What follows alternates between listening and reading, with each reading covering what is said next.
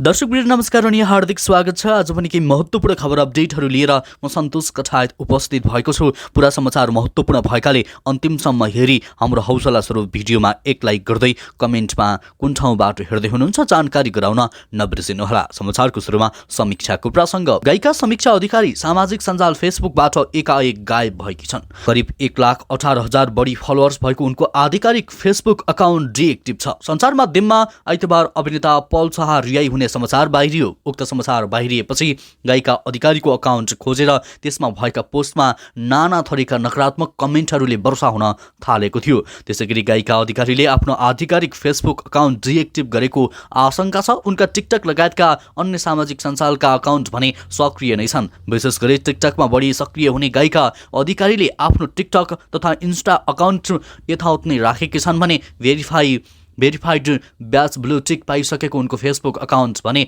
पल शाह रिहाई हुने खबर बाहिरिएसँगै एकाएक हराएको छ। त्यस्तै अर्को प्रसङ्ग, नेपाली काङ्ग्रेसले राष्ट्रपति निर्वाचनमा आफ्नो उम्मेदवारी विजयी गराउन नेकपा एमालेसँग सहयोग गर्न आग्रह गरेको छ। मङ्गलबार काङ्ग्रेस केन्द्रीय कार्यालयका मुख्य सचिव कृष्ण प्रसाद पौडेलले काङ्ग्रेसका सभापति शेरबहादुर देउवासँग एमालेका अध्यक्ष केपी शर्मा ओलीलाई लेखेको पत्र हस्तान्तरण गरेका छन्। पत्रमा राष्ट्रपति पदको निर्वाचनमा आफ्नो पार्टीबाट उठेका रामचन्द्र पौडेललाई विजयी गराउन सहयोग मागिएको छ। यही फागुन 25 गते हुने संघीय लोकतान्त्रिक गणतन्त्र नेपालको तेस्रो राष्ट्रपति पदको निर्वाचन हुँदैछ। यस निर्वाचनमा 8 राजनीतिक दलको समर्थनमा काङ्ग्रेसले पूर्व सभामुख रामचन्द्र पौडेललाई उम्मेद्वार बनाएको छ भने एमालेले पनि सुवास नेमाङलाई उम्मेद्वार बनाएको छ। त्यस्तै अर्को प्रसङ्ग, नेपालका पूर्व राजा ज्ञानेन्द्र वीरविक्रम शाह भारत पुगेका छन्। उनी नेपालबाट स्थलमार्ग हुँदै भारत पुगेका हुन्। उनी भारतीय प्रधानमन्त्री नरेन्द्र मोदीको विशेष निम्तोमा भारत गएको समाचार स्रोतको दाबी रहेको छ। विश्वस्त स्रोतका अनुसार उनी झापाबाट सडक मार्ग हुँदै भारतको बागडोग्रा गएका छन्। पूर्व राजा ज्ञानेन्द्र सोमबार भारततर्फ गएका हुन्। यसबारे पूर्व राजाको सचिवालयले कुनै जानकारी गराएको छैन। स्रोतले पूर्व राजालाई रिसिभ गर्नका लागि भारतीय प्रधानमन्त्री मोदीका एकजना सल्लाहकार बागडोग्रा गएको र उनले पूर्व राजालाई त्यहाँ हिजो रिसिभ गरेको दाबी गरेको छ। त्यसपछि पूर्व राजा दिल्ली लगिए कि लगिएनन् भन्ने स्पष्ट खुलेको छैन। विगत केही समयदेखि पूर्व राजाका विज्ञप्तिहरू राजनैतिक रूपले खरो बन्दै आएका छन्। यो परिस्थितिमा पूर्व राजाको सुटुक्क भारत भ्रमणलाई निकै अर्थपूर्ण मानिएको छ। त्यस्तै सन्दीपको प्रसङ्ग, बलात्कार आरोपी सन्दीप लामिछानेलाई अदालतले सुविधा दिएको भन्दै असन्तुष्टि जनाएपछि मानव अधिकार कर्मी मोहना अन्सारीको आलोचना भइरहेको छ। ट्विटरमा अन्सारीले असन्तुष्टि जनाएपछि निर्दोषलाई फसाउन खोजेको भन्दै उनको आलोचना भएको हो। अन्सारीले अदालतको आदेशपछि पीडित किशोरी बेहोस भएर अस्पताल भर्ना भएको भन्दै न्यायाधीश समेतको टिप्पणी गरेकी छन्। उनले लेखेकी छन्, अदालतको आदेशपछि घटनाको पीडित गौशाला 26 मा बेहोस भएर अस्पताल पुर्याइएको अवस्था कि अब मानवीय न्यायाधीश दुवै अस्पताल पाल्नुहुन्छ। उनले ट्विटर कमेन्ट्समा लामिछाने र नायक पल शाहलाई जनावर भन्दै उनीहरूलाई कारबाहीको दायरामा ल्याउन भएको प्रमाण नै काफी रहेको जिकिर गरेकी छन्। पल शाह होस् वा सन्दीप लामिछाने, जति तथ्य छन् त्यस्ता जनावरलाई कारबाहीको दायरामा ल्याउन काफी छन् उनले लेखेकी छन्। तर अदालतलाई देखिँदैन, किनभने अदालतले शक्तिशालीको संरक्षण गर्छ, शक्तिशालीको न्यायको सुनिश्चितता गर्छ उनले भनेकी छन्। त्यस्तै बन्सरी डाँडाको प्रसङ्ग, काठमाडौँ महानगरपालिकाले अन्तिम फोहोर विसर्जन स्थल बन्सरी डाँडामा अस्पताल जन्ने हानिकारक फोहोर पुर्याउनेलाई 50,000 जरिवाना गरेको छ।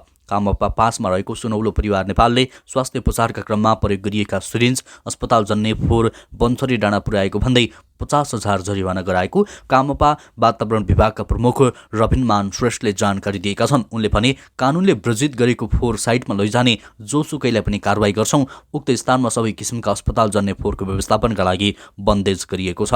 उक्त फोहोरहरू अन्य सामान्य फोहोरभन्दा हानिकारक हुने भएकाले रोक लगाइएको विभागको भनाइरहेको छ। अस्पताल जन्ने फोहोर हानिकारक मानिने हुँदा उत्पादक आफैले निर्मलीकरण गरेर सामान्य फोहोरमा बदल्नुपर्छ। त्यसपछि सामान्य प्रक्रियाबाट लैजान सक्ने व्यवस्था रहेको छ। अस्पतालबाट निस्कने फोहोर मात्र होइन, कामपाले अन्य सबै किसिमको फोहोरलाई पनि स्रोतमा नै वर्गीकरण गरेर लैजाने तयारी गरिरहेको छ। त्यसै प्रकाशको प्रसङ्ग, पहिलो फिल्म परदेशी 2 रिलिज नहुँदै गायक तथा अभिनेता प्रकाश सपुत एक फिल्म निर्माणको गृह कार्यमा जुटेका छन्। वैशाखमा उनले फिल्म घोषणा गर्ने तयारी गरेका छन्। यसै साथ धादिङमा सम्पन्न राष्ट्रिय लोक तथा लोकदोहोरी प्रतिष्ठानको 8औं महाधिवेशनको क्रममा उनले यसबारे सञ्चारकर्मीलाई जानकारी गराएका हुन्। प्रतिष्ठानको केन्द्रीय सचिवमा निर्वाचित सपुतले निर्माण तथा निर्देशन पनि आफैले गर्ने तयारी गरेका छन्। आफ्ना गीत मार्फत चर्चित उनले म्युजिक भिडियोलाई पनि कथानक शैलीमा बनाउँदै आएका छन्। उक्त अवसरमा सपुतले भने आगामी वैशाखमा टाइटल घोषणा गर्ने तयारी हो। फिल्म निर्माणबारे उनले विस्तृत खुलाएका छैनन्। त्यस्तै अर्को समाचार, बालिका बलात्कारको आरोप लागेका नायक पल शाहलाई सफाई र क्रिकेटर सन्दीप लामिछानेलाई जेलमुक्त गरेपछि पीडित तथा तिनका आफन्तहरू आक्रोशित बनेका छन्। बलात्कार मुद्दामा पीडितको कुरामा विश्वास नगरी अदालतमा भएका न्याय निरूपणमाथि उनीहरूले प्रश्न उठाइरहेका छन्। उनीहरूले बलात्कार मुद्दामा अदालतबाट भएका केही फैसला र आदेशले पीडितलाई झन पीडामा पारेको भन्दै सोमबार काठमाडौँमा खबरदारी समेत गरे। बलात्कार पीडित तथा महिला हिंसामा परेकाहरूको आन्दोलनले एकीबद्धता जनाउँदै आजाद मोर्चा समूहले माइती घरमा प्रदर्शनसहित खबरदारी सभा गर्यो।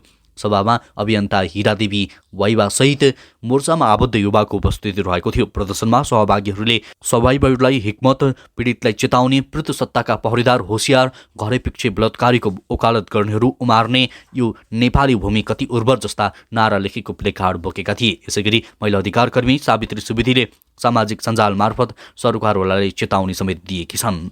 त्यस्तै वर्ग समाचार, नेपाली काङ्ग्रेसका महामन्त्री गगन थापाले केन्द्रदेखि सबै प्रदेशमा अब गठबन्धनबाट सरकार बन्ने बताएका छन्। पुस 10 को गठबन्धन भत्काइएकाले अब चुनावकै बेला गठबन्धनबाट सबैतिर सरकार बन्ने थापाले बताएका हुन्।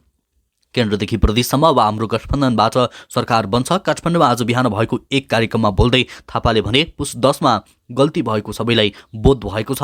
पुस 10 मा अस्वाभाविक रूपमा गठबन्धन बनेकाले त्यसलाई भत्काइएको छ। अँध्यारोमा होइन, उज्यालो र घाम लागेका बेलामा गठबन्धन भत्काइएको हो। उनले 5 दलीय गठबन्धन चुनावमा गएको र जनतासँग विकास, सुशासन र समृद्धिका बाचा गर्दै जितेर आएकाले यो गठबन्धनले सरकार बनाउनु स्वाभाविक हुने बताए। 2 महिनापछि हामी काठमाडौँमा उभिएका छौँ। यो हुनुपर्थ्यो, जे भएको छ राम्रो भएको छ, तर अब हाम्रो अगाडिका बाटोहरू सहज छैन। काम गर्नुपर्छ। काम गर्न सकिएन भने कसलाई दोष दिने ठाउँ बाँकी रहँदैन। उनले गठबन्धन बलियो बनाउँदै 5 वर्षसम्म टिकाउन सबै लाग्नुपर्ने बताए। चुनावका बेलामा गठबन्धनमा रहेका दलहरू एकै ठाउँमा उभिनुका पछाडि केपी शर्मा ओलीले संसदमा दिएका अभिव्यक्ति रहेको पनि थापा बताउँदछन्। त्यस्तै वर्ग समाचार, एलन मस्क पुनः विश्वको सबैभन्दा धनी व्यक्तिको सूचीमा परेका छन्। ब्लुमबर्गको दाबी अनुसार एलन मस्क विश्वका धनाढ्यहरूको सूचीमा दोस्रो स्थानबाट पुनः पहिलो स्थानमा उक्लिएका हुन्। टेस्लाका सिइओ मस्कलाई गत वर्षको डिसेम्बरमा फ्रान्सका अर्नाल्डले पछि पारेका थिए। ब्लुमबर्गको सूचीमा 2 महिनासम्म अर्नाल्ड पछिल्लो र मस्क दोस्रो स्थानमा थिए। अहिले फेरि मस्कलाई पहिलो स्थानमा राखिएको छ। ब्लुमबर्गको दाबी अनुसार सोमबारसम्म मस्कको कुल सम्पत्ति $187.1 बिलियन र अर्नाल्ड्सको सम्पत्ति $185.3 बिलियन रहेको छ। गत वर्ष मस्कको स्वामित्वमा रहेको टेस्ला कम्पनीको सेयर बजारमा गिरावट आएको थियो। साथै ट्विटरमा पनि समस्या आएको थियो। त्यस्तै वर्गको समाचार, हास्य टेलिश्रृङ्खला मेरी बासैमा कलाकार माग्ने बुढा उर्फ केदार घिमिरे फेरि देखिने भएका छन्। मङ्गलबार प्रसारण हुने मेरी बासैमा माग्ने बुढाकै भूमिकामा घिमिरे प्रस्तुत हुने मिडिया हबले जनाएको छ। मिडिया हबले केदार घिमिरे, बेनिसा हमाल समावेश गरी मेरी बासैको पोस्टर सार्वजनिक गरेर माग्ने बुढा फेरि मेरी बासैमा समावेश हुन लागेको जानकारी दिएको छ। मेरी बासैको मङ्गलबारको श्रृङ्खलामा केदार घिमिरेसँगै बेनिसा हमाल पनि देखिनेछन्। मेरी बासै माग्ने बुढालाई चिनाएको टेलिफिल्म हो। उनलाई यसै टेलिफिल्मले माग्ने बुढाका रूपमा परिचय दिएको थियो। आफूलाई परिचय दिएको टेलिफिल्ममा फेरि फर्किन र देखिन पाउँदा उत्साहित भएको घिमिरेले बताएका छन्। त्यस्तै वर्गको समाचार, राष्ट्रिय स्वतन्त्र पार्टी सरकारले दिएको विश्वासको मत तत्काल फिर्ता नलिने निचोडमा पुगेको छ। 10 पुसमा एमाले, माओवादी, राप्रपा जस्ता समाजवादी पार्टी, जनमत पार्टी र नागरिक उन्मुक्ति पार्टीको समर्थनमा पुष्पक मल्लहाल प्रचण्ड प्रधानमन्त्री बनेका थिए। एमाले र राप्रपा सरकारबाट बाहिरिएसँगै समर्थन पनि फिर्ता लिएका थिए। तर रासपा तत्काल विश्वासको मत फिर्ता नलिने निर्णयमा पुग्यो। रासपालाई काङ्ग्रेस, माओवादीले नयाँ गठबन्धनमा आउन प्रस्ताव गरेका छन्। रासपा 8 दलीय मोर्चामा समावेश हुने वा नहुने अनिर्णित छ। काङ्ग्रेस र माओवादीबाट मोर्चामा आउनुहोस्, 9 दल हुन्छौँ भनेर प्रस्ताव गरेको छ। सँगसँगै जानुपर्छ भनिएको छ। रासपाका एक नेताले भने यो मोर्चाको पनि स्थायित्व कहिलेसम्म हो, एमालेसँग मिलेर जाने कि नयाँ 8 दलीय मोर्चामा जाने भन्नेमा रासपा अलमलमा देखिन्छ। 10 पुसमा प्रधानमन्त्रीको चयन गर्न बनेको गठबन्धन भत्किएर राष्ट्रपतिको चुनावमा अर्को 8 दलीय गठबन्धन बनेको छ। त्यस्तै वर्ग समाचार, क्रिकेटर सन्दीप लामिछानेले विदेश भ्रमणको प्रतिबन्ध फुकुवा भएसँगै नेपाल क्रिकेट सङ्घले उनलाई युए पठाउने प्रक्रिया सुरु गरेको छ। सन्दीपलाई नेपाली टिममा थप्न अन्तर्राष्ट्रिय क्रिकेट परिषदसँग अनुमति मागिएको र संवाद भइरहेको क्यानका प्रवक्ता दुर्गा पाठकले बताए। प्रतियोगिताका क्रममा कुनै देशले आफ्नो स्क्वाडमा परिवर्तन गर्नु परेमा आइसिसीसँग अनुमति लिनुपर्ने हुन्छ। नेपालको 15 सदस्यीय टिम शनिबार युए गएको थियो र हिजो पनि पहिलो खेल नेपालले खेलिसकेको छ। बाँकी 3 खेलका लागि क्यानले सन्दीपलाई टिममा प्रतिस्थापन गर्न चाहेको हो। कुन खेलाडीको स्थानमा सन्दीपलाई राख्ने भन्ने निदो भइ नसकेको पाठकले उल्लेख गरेका छन्। त्यस्तै वर्ग समाचार सप्तरीको रूपनगरमा मंगलबार बिहान भएको सवारी दुर्घटनामा 2 जनाको घटनास्थलमै ज्यान गएको छ। उक्त दुर्घटनामा 12 जना घाइते भएका छन्। पूर्व पश्चिम सडक खण्ड अन्तर्गत सप्तरीको कञ्चनरोप नगरपालिका वडा नम्बर 9 रूपनगर खण्डमा स्कर्पियो र बोलेरो एक आपसमा ठक्कर खाएर दुर्घटना भएको हो। दुर्घटनामा परि स्कर्पियोमा सवार रहेका सोमसरीका दुहबी नगरपालिका 3 की 45 वर्षीय राजकुमारी चौधरी, 40 वर्षीय राम शाह हलुवाईको दुर्घटनास्थलमै मृत्यु भएको सप्तरी प्रहरीले जनाएको छ। पश्चिमबाट पूर्वतर्फ जाँदै गरेको बा 18 नम्बरको स्कर्पियो र विपरीत दिशाबाट आउँदै गरेको प्रदेश 202001 0746 नम्बरको घोडा लोड रहेको बोलेरो बिहान 2:40 आपसमा ठोकिएको थियो। सोही दुर्घटनामा परि एउटा घोडाको मृत्यु भएको बताइएको छ। त्यस्तै अर्को प्रसङ्ग नेकपा एमालेका नेता तथा प्रतिनिधि सभा सदस्य सूर्य थापाले सामाजिक सञ्जालमा प्रचण्डलाई तीखो कटाक्ष गरेका छन्। सामाजिक सञ्जाल फेसबुकमा लेख्दै नेताले प्रधानमन्त्री प्रचण्डलाई महाठगको संज्ञा दिएका छन्। उनले एमालेले दिएको प्रधानमन्त्रीको पदबाट राजीनामा समेत माग गरेका छन्। प्रधानमन्त्री बन्न र निरन्तर हुन 138 जनाको साथ र समर्थन निरन्तर हुनैपर्छ। अब सुन्तला प्रजातिबाट नियुक्त भएर मुन्तला प्रजातिको भए भन्ने सो घोषणा स्वयंमा अवसरवाद, नाङ्गो धोका, बेइमानी र महाठगी एवं पातकी कायदा हो। कमसेकम 2 महिना अघि हामीले दिएको पदबाट राजीनामा गरेर यस्तो अनैतिक दृढता फस्टाई धोकेबाजको कलङ्कको कृतिमा नि तेज धावको परिचय बदल्ने हो कि? हुन त दुधको साक्षी भनेको लोभी बिरालो म्याउ गरिरहेका बेला सुझाको के मतलब होला र उनले भनेका छन्।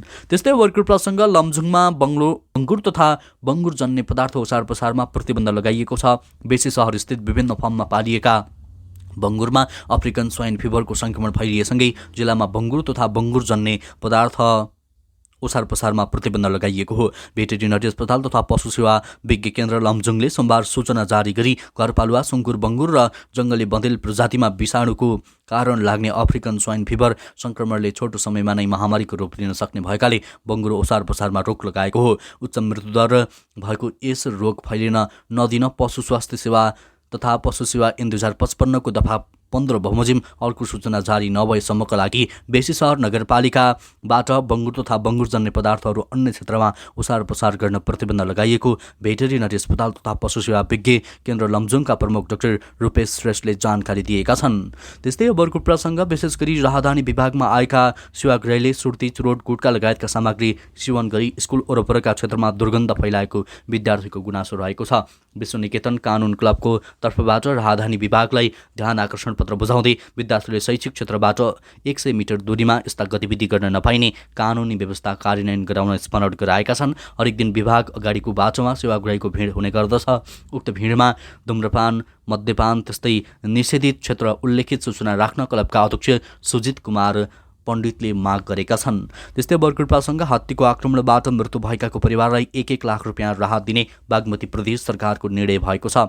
मंगलबार बसेको मन्त्री परिषद बैठकले हात्तीको आक्रमणबाट मृत्यु भएकाको परिवारलाई राहत दिने निर्णय गरेको हो। हात्तीको आक्रमणबाट मृत्यु भएका मकवानपुरका मनहरी 4 की 64 वर्षीय राधा अधिकारी, त्यस्तै बकैया 5 का सन्तलाल माझी र कमलामाई 13 सिन्धुलीका 40 वर्षीय दण्डपाणी पौडेलको परिवारलाई क्षतिपूर्ति स्वरूप 1-1 लाख रुपियाँ राहत दिने निर्णय भएको आर्थिक मामिला तथा योजना मन्त्री जगन्नाथ थपलियाले जानकारी दिएका छन्। अधिकारीको 8 गते, माझीको 11 गते र पौडेलको 13 गते हात्तीको आक्रमणबाट मृत्यु भएको थियो। त्यस्तै आज बसेको मन्त्री परिषद बैठकले प्रदेश सुशासन केन्द्रका निर्देशक विमल पोखरेलले दिएको राजीनामा पनि स्वीकृत गरेको मन्त्री थपलियाले जानकारी गराएका छन्। त्यस्तै बितेका 7 महिनामा सरकारले आर्थिक सहायताका नाममा 5.5 करोड रुपियाँ बाँडेको छ। चालु आर्थिक वर्षको बितेको 7 महिना गत साउनदेखि माघ मसान्तसम्म सरकारले 139 जनालाई व्यक्तिगत आर्थिक सहायता स्वरूप कुल 5 करोड 46 लाख 34 हजार वितरण गरेको हो। सरकारले बाँडेको रकम लिनेमा पूर्व राष्ट्रपति रामवरण यादव, पूर्व प्रधानमन्त्री जलनाथ खनालदेखि भुटानी मानव अधिकारवादी नेता टेकनाथ रिजाल लगायतका रहेका छन्। अर्थ मन्त्रालयद्वारा सोमबार सार्वजनिक गरिएको 7 महिनाको तथ्याङ्क अनुसार सरकारले झन्डै 5.5 करोड बाँडेको छ। गत 3 कार्तिकमा बसेको मन्त्रिपरिषद बैठकको निर्णय अनुसार पूर्व राष्ट्रपति रामवरण यादवलाई औषधि उपचार खर्च बापत 25 लाख रुपियाँ आर्थिक सहायता प्रदान गरिएको छ। त्यस्तै अब शाहरुख खानको प्रसङ्ग। शाहरुख खान अभिनीत पठानले 1020 करोडको व्यापार गरेको छ। यशराज फिल्म्सद्वारा निर्मित पठानले हिन्दी सिनेमा उद्योगभन्दा सबैभन्दा बढी कलेक्सन गरेर रेकर्ड समेत बनाइसकेको छ। गत जनवरी 25 मा रिलिज भएको उक्त सिनेमामा शाहरुख खानको सहित दीपिका पादुकोण, जोन अब्राहम लगायतका रहेका छन्। झन्डै 4 वर्षपछि फर्केका शाहरुखलाई मात्रै होइन, दक्षिणी भारतीय फिल्मले दिएको दबावलाई पनि यो फिल्मले बलिउडलाई समेत राहत दिएको छ। फिल्म ब्लकबस्टर भएपछि पठानको सिक्वेल बन्ने भएको छ। त्यस्तै अब आइपिओ सम्बन्धी जानकारी। मोदी इनर्जी लिमिटेडले आयोजना प्रभावित स्थानीय र वैदेशिक रोजगारीमा रहेका नेपालीहरूका लागि यही फागुन 25 गतिबाट आइपिओ बिक्री खुला गर्ने भएको छ। कम्पनीले जारी पुँजी 2 अर्ब 90 करोड रुपियाँको 25% हुन आउने 72 करोड 50 लाख रुपियाँ बराबरको प्रति सेयर 100 अङ्कित मूल्यको 72 लाख 50 हजार किता सेयर बिक्री खुला गर्नेछ। 15% हुन आउने 43 लाख 50 हजार किता सेयर मध्ये 10% हुन आउने 4 लाख 25 हजार किता वैदेशिक रोजगारीमा रहेका नेपालीहरूलाई, 5% हुन आउने 2 लाख 17 हजार 500 किता सेयर सामूहिक लगानी कोष र 2% हुन आउने 87 हजार किता साधारण सेयर कम्पनीका कर्मचारीहरूलाई छुट्याइएको र बाँकी 36 लाख 10 हजार 500 किता साधारण सेयर सर्वसाधारणका लागि जारी गरिने कम्पनीले जनाएको छ। आयोजना प्रभावित स्थानीयले यो आइपिओमा न्यूनतम 10 किता र अधिकतम 1000 किताका लागि आवेदन दिन पाउने भएका छन्। त्यस्तै अर्जेन्टिनाका विश्वकप विजेता फुटबलर 25 वर्षीय लियोनल मेस्सीले फिफाको सर्वश्रेष्ठ पुरुष खेलाडीको उपाधि जितेका छन्। फ्रान्सका किलियन एम्बाप्पे र करिम बेल्जिमालाई पछि पार्दै मेस्सीले यो उपाधि हात पारेका हुन्। सर्वश्रेष्ठ पुरुष खेलाडीको उपाधि लगातार दोस्रो पटक जितेका हुन्। सर्वश्रेष्ठ महिला खेलाडीको उपाधि भने स्पेनकी अलेक्सिया पुटेलसले जितेकी छन्। मेस्सीको कप्तानीमा अर्जेन्टिनाले कतार विश्वकप 2022 को उपाधि जितेको थियो। लगातार दोस्रो पटकको उपाधि जितेपछि मेस्सीले लामो समयदेखिको सपना पूरा भएको र यो साथीहरूको सहयोगमा सम्भव भएको प्रतिक्रिया दिएका छन्। हवस् त दर्शकवृन्द, यो खबर सँगसँगै अहिलेलाई केही चर्चामा रहेका महत्त्वपूर्ण खबर अपडेटहरू यति नै। पलपलको न्युज अपडेटका लागि हामीलाई लाइक, कमेन्ट, सेयर अनि सजेस्ट गर्दै गर्नुहोला। हवस् त अहिलेलाई भने लगायत हाम्रो सम्पूर्ण टिमलाई बिदा दिनुहोस्। हवस् त, तपाईँको बाँकी पल शुभ बितोस्।